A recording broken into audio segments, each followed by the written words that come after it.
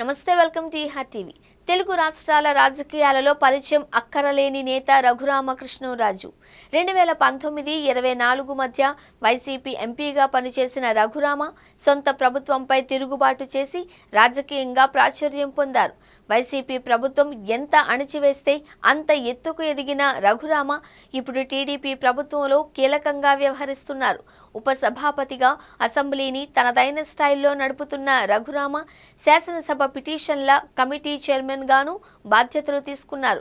వాస్తవానికి ఈ శాసనసభ కమిటీకి పెద్దగా ప్రాధాన్యం లేకపోయినా రఘురామరాజు చైర్మన్ గా ఉండడంతో కమిటీ పనితీరుపై అందరూ ఆసక్తి చూపుతున్నారు.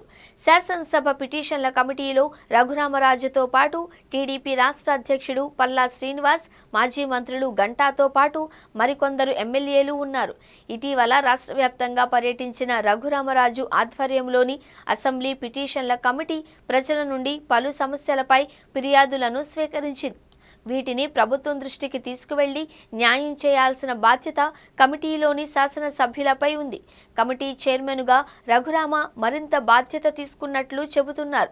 అయితే 2 రోజుల క్రితం శాసనసభ హాల్లో భేటీ అయిన రఘురామ కమిటీ ఓ కీలక సూచన చేసింది.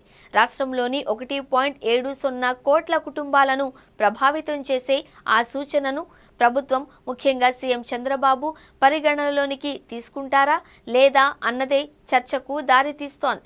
ప్రస్తుతం ఏపీలో 1.48 కోట్ల రేషన్ కార్డులు ఉన్నాయి. కార్డులు తీసుకున్న వారిలో ఎక్కువ మంది రేషన్ బియ్యం తీసుకోవడం లేదు అన్న విషయం రఘురామ కమిటీ దృష్టికి వచ్చింది. రేషన్ బియ్యం బదులు వారు బయట మార్కెట్లో లభించే సన్న బియ్యం వినియోగిస్తున్నట్లు చెబుతున్నారు.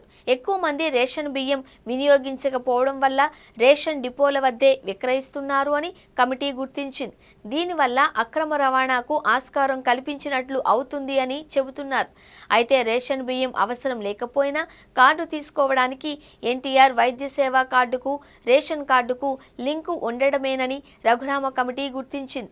ఈ పరిస్థితి నివారించి అక్రమ రవాణాకు అడ్డుకట్ట వేయాలి అంటే రేషన్ కార్డు, ఎన్టీఆర్ వైద్య సేవ కార్డుకు ఉన్న లింకు తొలగించాలి అని ప్రభుత్వానికి సూచించాలి అని రఘురామరాజు నిర్ణయించారు. రేషన్ కార్డుతో సంబంధం లేకుండా ఎన్టీఆర్ వైద్య సేవ కార్డులు మంజూరు చేయడం వల్ల రేషన్ వినియోగించని కార్డులను వెనక్కి తీసుకోవచ్చు అని, ఫలితంగా ప్రభుత్వానికి సుమారు 2,000 కోట్లు ఆదా అవుతుంది అని రఘురామరాజు చెబుతున్నారు.